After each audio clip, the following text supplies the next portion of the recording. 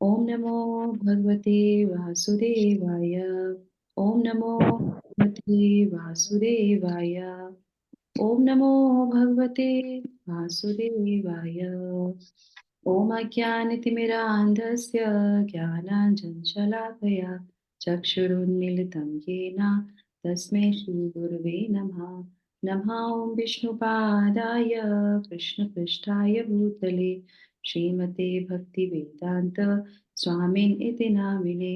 नमस्ते सारस्वते देवे गौरवाणी प्रचारिणे निर्विशेषशून्यवादी पाश्चात्यदेशतारिणे। जय श्री कृष्ण चैतन्य प्रभु नित्यानंद श्री अद्वैत गदाधर श्रीवासादि गौर भक्तवृंदा। हरे कृष्णा कृष्णा कृष्णा हरे हरे, हरे राम राम राम हरे हरे। जगत गुरु श्रील प्रभुपाद की जय। भगवत वाणी भगवत गीता जी की जय। गुरु महाराज की जय। हरे कृष्णा।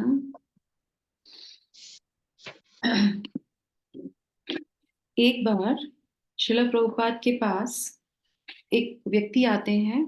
जब श्रील प्रभुपाद अमेरिका में प्रचार कर रहे थे, तो वहां पे वो व्यक्ति आते हैं और उनसे कहते हैं कि मैं आपसे बहुत प्रभावित हूँ और आपका भक्त बनना चाहता हूँ, शिष्य बनना चाहता हूँ। और जो भी मैं अभी तक कार्य करता रहा हूँ वो मैं छोड़ना चाहता हूँ और सिर्फ हरे कृष्ण महामंत्र करना चाहता हूँ। तो कृपया करके मुझ पे थोड़ा सा जो है ये कृपा कीजिए कि मुझे अपना शिष्य बना लीजिए और मैं हरि नाम में हमेशा लिप्त रहना चाहता हूँ। तो श्रीला प्रभुपाद उसको मना कर देते हैं। क्यों मना कर देते हैं श्रीला प्रभुपाद? क्योंकि वो व्यक्ति कौन था? वो व्यक्ति जो थे वो कौन थे? जॉर्ज हैरिसन थे। जॉर्ज हैरिसन के बारे में हम लोगों ने सुना है। वो बीटल्स के बहुत अच्छे जो है सिंगर थे। उनका वो अपना जो है बैंड था और वो बहुत फेमस थे उस समय। और तो उस समय उनसे वो क्यों मना कर देते हैं? भाई इतना बड़ा व्यक्ति है जिसके इतने फॉलोअर हैं, फिर भी उनको मना कर देते हैं। हम्म। तो वो ये कहते हैं कि आप जो भी कार्य कर रहे हैं आप वो ही करते रहिए। अपने कार्य को छोड़ने की जरूरत नहीं है। और आप अपने कार्य को करते करते हरे कृष्ण मंत्र कीजिए। तो जैसा आप करेंगे हरे कृष्ण मंत्र, तो आपको देख के इतने जो आपके फॉलोअर हैं वो भी कृष्ण भावनावर्त हो जाएंगे। तो आपको अपना कार्य छोड़ने की आवश्यकता बिल्कुल भी नहीं है। कार्य को करते करते आपको हरि नाम करना भी है और उसका प्रचार भी करना है।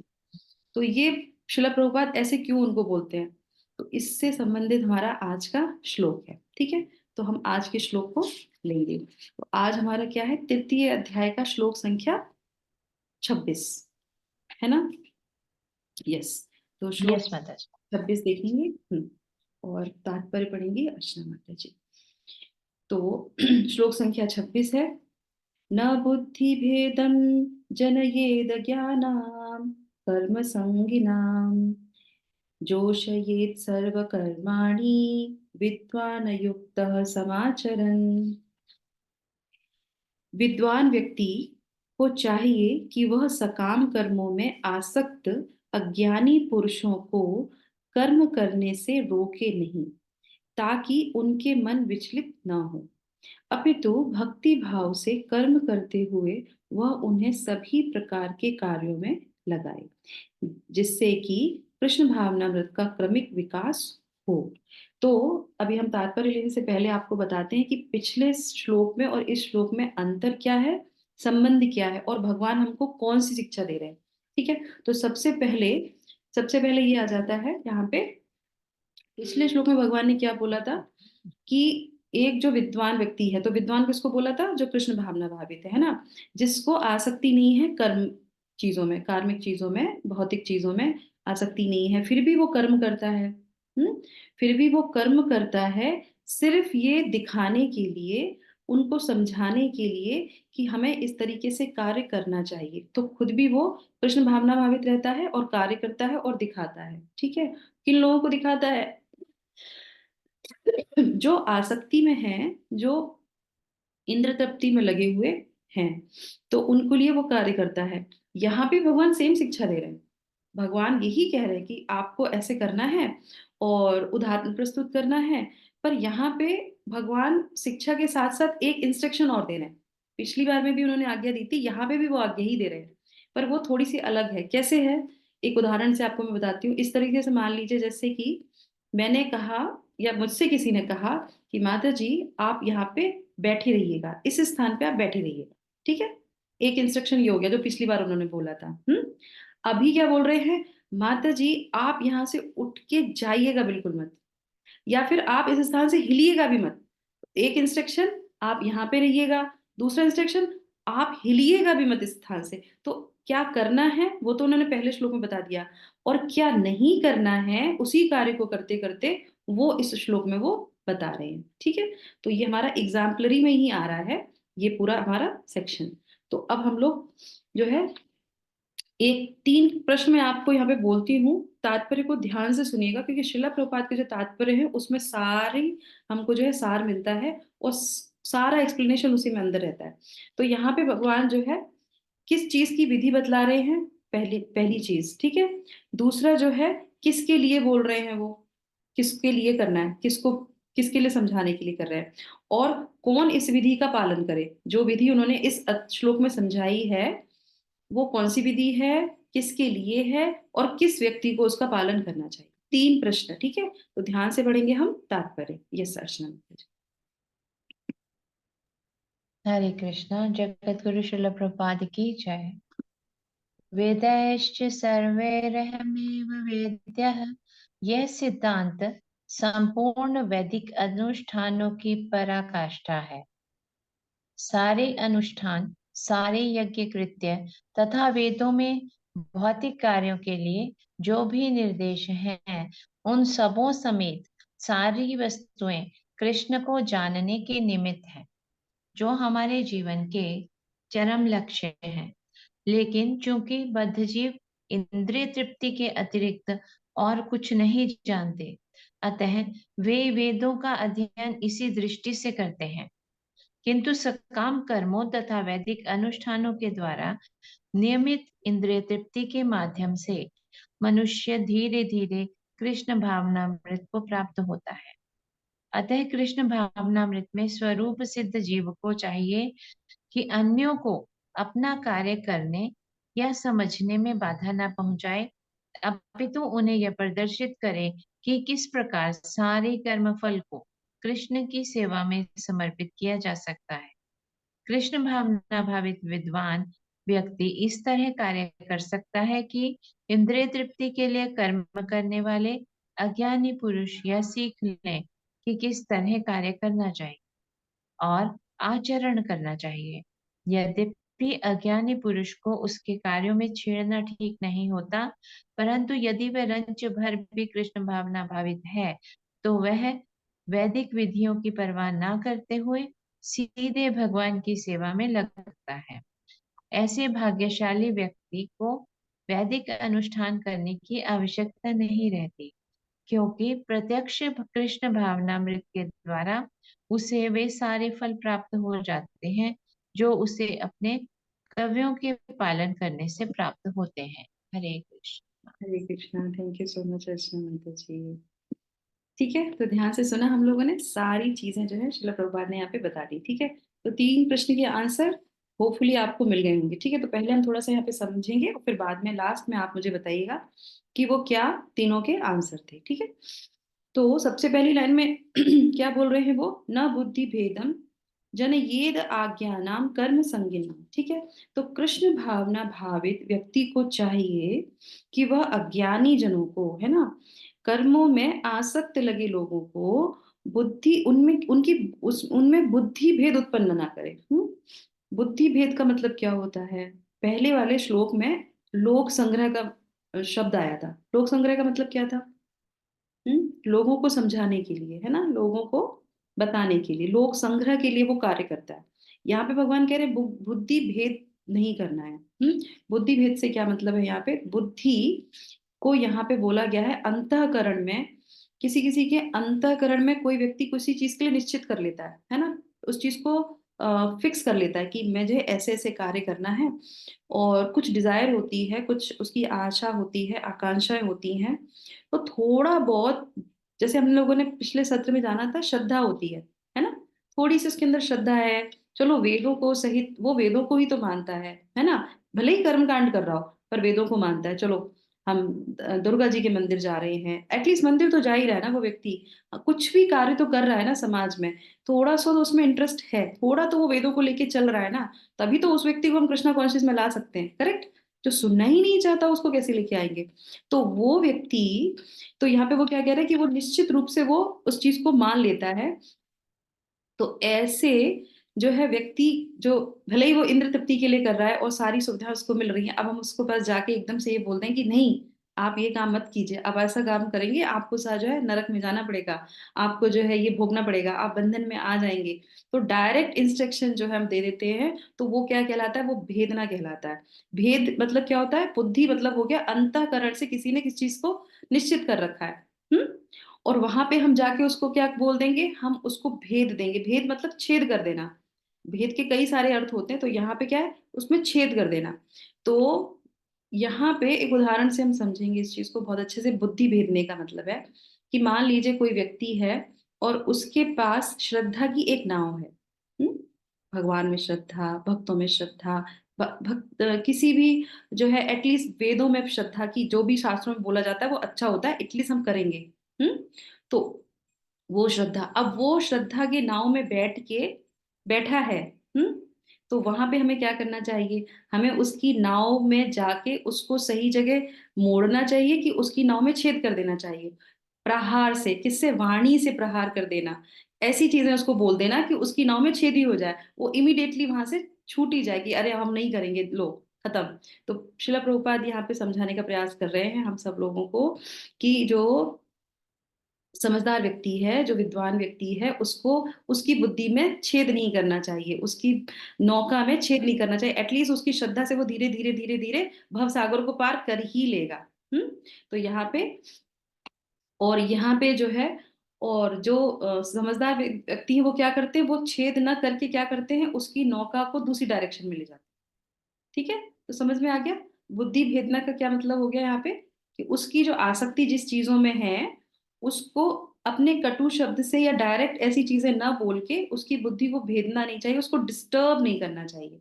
शिला प्रभुपाद ने बहुत अच्छी तरीके से यहाँ पे उन शब्दों को यहाँ पे लिया है। लेकिन चूंकि बद्ध जीव इंद्र तृप्ति के आंतरिक और कुछ नहीं जानते, क्योंकि वो इंद्र तृप्ति करना जानते हैं, अतः वह वेदों का अध्ययन इसी दृष्टि से करते हैं। तो यहाँ पे मेन जो है वेदों के बारे में बोला गया कि वेदों का अध्ययन, वेदों के अध्ययन से वो क्या समझते हैं। चलो ठीक है, इंद्र तृप्ति की बातें करते हैं, पर किंतु सकाम कर्मों तथा कृष्ण भावनामृत को प्राप्त तो हो सकता है अगर वो वैदिक अनुष्ठानों द्वारा नियमित इंद्र तृप्ति के माध्यम से ही धीरे धीरे अगर वो आगे आता है, तो वो कृष्ण भावना भावी तक हो जाएगा। तो उसकी नाव को धीरे धीरे धीरे धीरे धीरे धीरे दूसरे तरफ डायरेक्शन में ले लेनी चाहिए। तो एकदम से हम जब आते हैं कृष्ण भावनामृत में, तो सबसे पहले हम तो चलो आ गए, दूसरे लोगों को हम क्या करते हैं? एकदम से प्रहार करना शुरू कर देते हैं, अरे ये भी कर लो, ये भी कर लो, ये भी कर लो, ये भी कर लो, कहेंगे तुम ही कर लो, हमको छोड़ दो। वो थोड़ा बहुत जो कर भी रहे होंगे वो भी छोड़ देंगे। तो प्रयास धीरे धीरे करना चाहिए। तो ये हमारे लिए बहुत अच्छा इंस्ट्रक्शन है हर एक प्रीचर के लिए। तो शिला प्रभुपाद क्या कहते हैं? सब व्यक्ति प्रीचर है, सभी एक ना एक उदाहरण प्रस्तुत होते हैं, कोई समाज के लिए होता है और कोई अपने घर के लिए होता है। तो ये सबके लिए उपयोगी टिप है। उसके बाद जो है ये हमारा यहाँ पे हो गया। तो विद्वान व्यक्ति को उस नौका में उसकी नौका की दिशा परिवर्तन करनी चाहिए। ठीक है। तो दूसरा हो गया यहाँ पे, जोशयेत सर्व कर्माणि विद्वान युक्त समाचरण। समाचरण। तो विद्वान किसको बोला जाता है? ये बहुत इंपॉर्टेंट है। विद्वान व्यक्ति किसको बोला है? विद और वान दो शब्दों से मिलकर ये बना है। विद मतलब क्या होता है? विद से अर्थ होता है वेद, जिसको वेदों की पूरी नॉलेज है। और वान का मतलब क्या होता है? जो धारण करता है। इससे सिमिलर कोई नाम हमने सुना है अभी तक? हम्म। भगवान। भगवान का मतलब क्या होता है? भग, जो छह ऐश्वर्यों को धारण करते हैं, भगवान। ठीक है। तो इसी तरीके से विद्वान, जो वेदों के सारे सार को समझता है, उनको धारण करता है। अब वेदों का सार क्या कहलाता है? वो शिला प्रभुपाद पहली पंक्ति में क्या लिखते हैं? वेदेश सर्वे अहम वेदा। तो सारे वेदों को जानने का सार है भगवान श्री कृष्ण को जानना। और इस बात को जो व्यक्ति धारण करता है कि सारे वेदों का सार क्या है? भगवान कृष्ण, उसी को भगवान यहाँ पे क्या बोल रहे हैं? विद्वान। ठीक है। तो विद्वान की हमारी ये यहाँ पे परिभाषा हो गई। अब दूसरा शब्द यहाँ पे बहुत इंपॉर्टेंट है, तो ध्यान से, मैं लास्ट में 3 प्रश्न पूछूंगी आपसे, इसलिए मैं ज्यादा इसमें आज आपको एक्सप्लेन नहीं कर रही हूँ, आपको बताना पड़ेगा। तो विद्वान किसको बोला है? जो सारे वेदों के जानने वाले हैं, भगवान कृष्ण, जिनको वेदों से जाना जाता है, वो व्यक्ति उस चीज को धारण करता है, उसको विद्वान बोलते हैं। ठीक है, उस व्यक्ति के लिए जो यहाँ पे ये बोला जा रहा है। उसके बाद है युक्त। युक्त का मतलब क्या हुआ है? युक्त का मतलब है बंधा हुआ, लगा हुआ, तत्पर है उस चीज में। किस चीज में तत्पर है बताइए? कौन है तत्पर? किसके लिए बोल रहे हैं? इंद्र तृप्ति में लगा हुआ, या फिर भगवान की भक्ति में लगा हुआ? कौन? भगवान की भक्ति में। यस। तो यहाँ पे युक्त उसके लिए बोला गया है, मतलब होता है लगा हुआ, बंधा हुआ, पर इंद्र तृप्ति में नहीं, जो भगवान की भक्ति में है। तो उस व्यक्ति के लिए बोला जा रहा है युक्त, जो भगवान की भक्ति में लगा हुआ है। और ये कौन होते हैं व्यक्ति जो युक्त लगे रहते हैं? हम लोग रोज सुबह जो है गुरु अष्टकम पढ़ते हैं। तो क्या है थर्ड पैराग्राफ? क्या है थर्ड पैराग्राफ में? क्या आता है? श्री विग्रहाराधन नित्य नाना श्रृंगार मंदिर मार्जना दो युक्तस्य युक्तस्य भक्तस्य नियुञ्जतो युञ्जतो अपि वंदे गुरु श्री श्रीचरण। चरणविंदम। भगवान के भक्त जो हैं वो युक्त रहते हैं, किसमें? श्री विग्रहारा, भगवान के विग्रह को देखने में, उनके श्रृंगार में, मंदिर मार्जनन में, भगवान के मंदिर को सफाई करने में, इन सब में जो युक्त रहते हैं, वो खुद भी करते हैं और दूसरों को भी लगाते हैं। कौन ऐसे होते हैं? गुरु होते हैं। ऐसे गुरुओं को हम चरणों में जो है वंदना करते हैं। तो जो खुद भी ऐसे कार्य करते हैं, शिला प्रभुपाद रोज सुबह मंदिर मंगला आरती उठते करते थे और सब भक्तों को उसी में लगाते थे, तो ऐसा व्यक्ति, उसको युक्त बोला जाता है। जोश है ये मतलब क्या है? लगाना चाहिए। तो भगवान यहाँ पे क्या बोल रहे हैं? उनको भी लगाना चाहिए। तो भगवान कह रहे हैं कि कृष्ण भावना व्यक्ति स्वयं कृष्ण भावना से युक्त रहते हैं और स्वयं वो कर्म करते हैं उदाहरण के लिए, और अज्ञानियों के साथ भी वो ऐसा व्यवहार करते हैं अपने चरित्र से, वाणी से, कर्म से, कि वो दूसरों को भी उसमें लगा सके, और उनको लगाना चाहिए, प्रोत्साहन करना चाहिए। ठीक है, तो ये हमारा यहाँ पे पूर्ण हो गया आज का श्लोक। अब आप मुझे बताइए, जो मैंने 3 प्रश्न आपसे किए थे कि यस, तो किस चीज की विधि के बारे में बताया? क्या कौन बताएगा? हाथ खड़ा कीजिए, तब मैं एक एक नाम बोलूंगी। यस, हाथ खड़ा कीजिए, इलेक्ट्रॉनिक हैंड रेस कीजिए या वैसे कीजिए। हम्म कौन बताएगा? कौन सी विधि के बारे में बात की जा रही है? यस, यस मोना माता जी। हाँ माता जी, भक्ति में लगाने की विधि के, हम्म कि मनुष्य को भक्ति में किस तरह धीरे धीरे लगाना है, इस विधि के बारे में।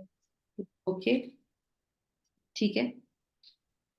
दूसरा, ये किसके लिए बोला जा रहा है? इन, इन, किसके लिए? अज्ञानी व्यक्ति जो कि इंद्रिय तृप्ति में लगा हुआ है, उसके लिए। उसको किस तरीके से जो है अपने कार्य को, यानी इंद्रिय तृप्ति के साथ साथ कैसे भगवान की तरफ मोड़ा जाए, हम्म उस विधि को बताए। ठीक है। और थर्ड वाला क्या प्रश्न था हमारा? कौन इस विधि का पालन करेगा? विद्वान व्यक्ति। हाँ, विज्ञानी व्यक्ति। विद्वान व्यक्ति। विद्वान व्यक्ति इस विधि का पालन करेगा। तो किसको विधि हाँ, का पालन करना है? विद्वान व्यक्ति को। हाँ, यस यस, सही है, विद्वान व्यक्ति को ही हाँ, करना है। और वो विद्वान ठीक है। व्यक्ति कौन कहला, किसको बोला गया? जिस जो कृष्ण भावनामृत में जो है। अंतःकरण से डिजायर करता है। हाँ। नहीं नहीं, वो व्यक्ति, विद्वान व्यक्ति जिसको ये नॉलेज है कि हम्म, भगवान कृष्ण पूर्ण पुरुषोत्तम भगवान है, हम्म, ओके। वेदों का उसको ज्ञान है। और वेदों का ज्ञान क्या है? जो अज्ञानी व्यक्ति है वो ये मानता है कि वेदों से जो चीज हमें फ्रूट्स मिलते हैं वो हमारी इंद्र तृप्ति के लिए सबसे उत्तम जो है साधन है। जी। पर जो विद्वान व्यक्ति है वो ये जानता है कि वेदों का सार है, वेदेश सर्वे अहम वेदः, भगवान कृष्ण, वेदों को समझने का सार ही है भगवान कृष्ण को समझना। उस व्यक्ति के लिए बोला जा रहा है कि वो व्यक्ति को इस विधि का पालन करना चाहिए अपने बीएमडब्ल्यू से। किससे? बीएमडब्ल्यू। बीएमडब्ल्यू मतलब क्या होता है? बी मतलब भक्ति। बॉडी, बॉडी, और सॉरी। एम मतलब माइंड माइंड, माइंड फिर mind W W words. Words okay तो अपने शरीर से, शरीर मतलब है उदाहरण प्रस्तुत करता है, वो अपने आचरण से और अपने मन से। आप उसके मन में भी जो है इस तरह के विचार नहीं होने चाहिए, मन से भी वो, जैसे कभी किसी के कोई व्यक्ति कोई कार्य कर रहा है, उसे कहते हैं हम तो आपके जैसा करते ही नहीं है, या उसको ऐसे करके अलग हट जाना, तो मन से भी आपने उस चीज को विरक्त कर दिया तो वो व्यक्ति हर्ट हो जाएगा। तो दो तरीके से हम, इस तरीके से हमें कार्य नहीं करना चाहिए। तो भगवान यहाँ पे इंस्ट्रक्शन दे रहे हैं कि हमें, जो व्यक्ति इस बात को जानता है समझता है, उसको इस तरीके से आचरण नहीं करना चाहिए कि वो किसी की बुद्धि को भेद कर सके। ठीक है, तो डायरेक्ट उसको इस तरीके से नहीं बोलना चाहिए। तो शिला प्रभुपाद जो है बहुत अच्छा इंस्ट्रक्शन देते हैं, और वो ये कहते हैं कि धीरे धीरे जो भी जिस गुण में अच्छा है, जैसे किसी को कुकिंग बहुत अच्छी आती है, किसी को प्रचार, किसी को बोलना अच्छा आता है, किसी को सिंगिंग करना आता है, भले ही वो पहले इंद्र तृप्ति के लिए कर रहा, उसको धीरे धीरे आप समझाइए कि आप भगवान कृष्ण के लिए करिए। उसको उस चीज से रोकना नहीं है। जो मैंने आपको शुरू में बताया था शिला प्रभुपाद का उदाहरण, वो यही था। वो जो बीटल्स के जो इतने बड़े वो सिंगर थे, उनसे कहा कि आप सब कुछ छोड़िए मत, आप जो कर रहे हैं वैसे ही करिए, आप वैसे ही करके जो है रहिए, यहाँ पे इस्कॉन ज्वाइन करने की आवश्यकता नहीं है, बस आप हरे कृष्ण का कीर्तन करते रहिए, आपको देख देख के लोग फॉलो करेंगे। तो शिला प्रभुपाद को पता था कि किस व्यक्ति से किस तरीके से उसको कृष्ण भावनामृत में जोड़ना है, और वो वैसे ही प्रचार कर लेगा, है ना। तो जो हमारे गुण चीजें होती हैं, तो एक विद्वान व्यक्ति उस दूसरे व्यक्ति को उसके गुण के अनुसार उसको कृष्ण भावनामृत में लगा देता है ना। और ऐसे ही वो शिला प्रभुपाद बोलते हैं, एक बार अपने जो है भक्तों को वो एक लेटर लिखते हैं, और वो लेटर लिखते हैं और उसमें जो है बोलते हैं कि मेरे सारे भक्तों को मैं ये अनुग्रह करता हूँ कि उन सभी को है भक्ति का मार्ग बहुत दृढ़ता से जो है फॉलो करना चाहिए, और रोज जो है सुबह शाम जो है शास्त्र का अध्ययन करना चाहिए और श्रवण करना चाहिए, सुबह शाम की क्लास को। अब वो इन्होंने ये बोला, और उसके साथ में क्या लिखते हैं वो उस पत्र में, वो ये लिखते हैं कि मैं वृंदावन में आया हुआ हूँ और अपने भक्तों के द्वारा डेली सुबह और शाम दोनों समय जो है श्रीमद् भागवत और भगवत गीता का श्रवण कर रहा हूँ अपने शिष्यों से।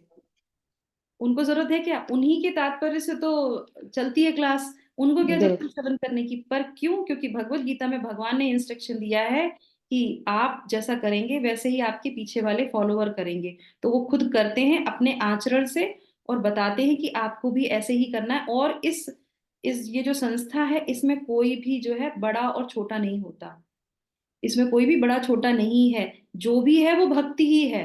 तो ये हर भक्त के लिए है कि सबको ऐसा करना है। तो यहाँ पे उम्र से कोई लेना देना नहीं है यहाँ पे, और जो भी अपने आप को बड़े समझते हैं कृष्ण भावनामृत में, उनके लिए भी ये है कि वो भी डेली श्रवण करें, और जो छोटे हैं जो अभी आए हैं वो भी डेली श्रवण करें। क्यों, क्योंकि मैं भी यहाँ पे बैठ के दोनों टाइम श्रवण कर रहा हूँ। तो इस तरीके से अपने आचरण से वो इस चीज को सिद्ध करते हैं।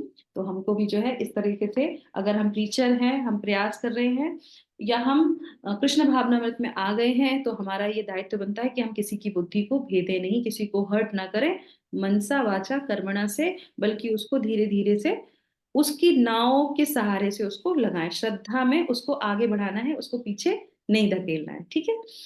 तो जगत गुरु शिला प्रभुपाद की जय। ठीक है। हरे कृष्णा हरे कृष्णा हरे कृष्णा कृष्णा कृष्णा हरे हरे हरे राम राम राम राम। हरे। जगत गुरु शिला प्रभुपाद की ठीक है। Thank you so Hare much. Krishna माता जी।